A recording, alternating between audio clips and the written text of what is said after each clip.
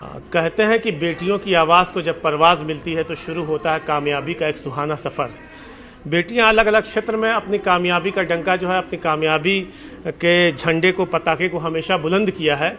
और इसी क्रम में आज हमारे साथ मौजूद हैं वैष्णवी जी, जिन्हें हिंदुस्तान गीता विश्वास के नाम से जानता है।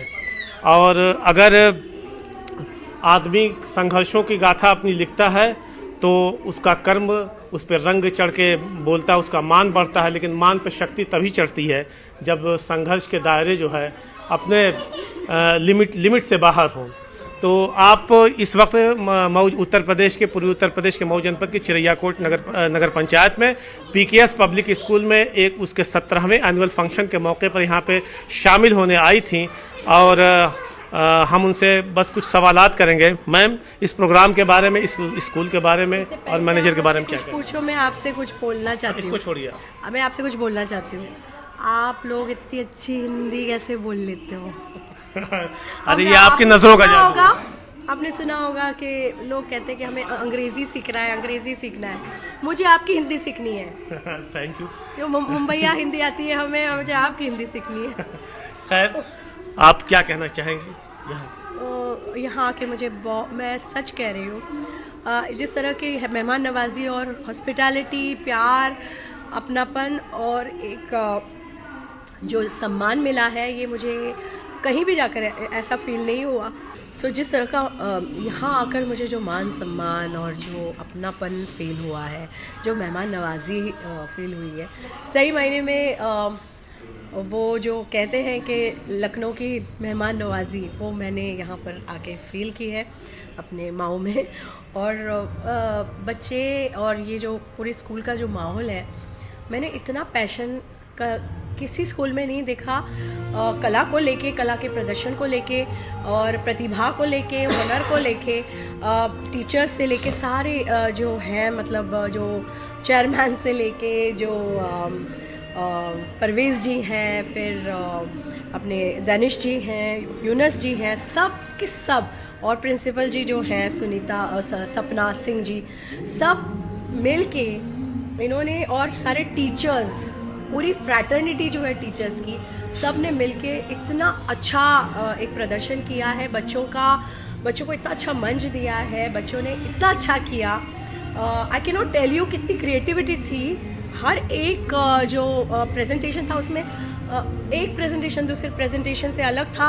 और जो आज के दौर में जो चल रहा है, जो ज़रूरतें हैं, जैसे कि पेड़ को बचाना, और हमारी संस्कृति, फिर माँ बाप का आदर करना, उनसे प्यार करना, ये सारी चीज़ें मुझे आज हर एक अलग अलग प्रेजेंटेशन में देखने को मिली। और यही है शिक्षा, और यही है स्कूल का सही मायना जो होता है स्कूल जाने का और स्कूल से कुछ सीखने का।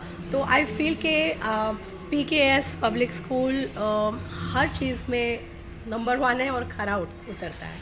एक आखिरी सवाल, आपके पास वक्त कम है, कि 90 के दशक का बालक मैं भी रहा हूँ, आपको देखते हुए बड़ा हुआ हूँ। जो खुशियों की नवाजिश आपने दी है हम लोग के बचपनों में, उसके लिए तो काफ़ी हद से दिल की गहराइयों से शुक्रिया आपको।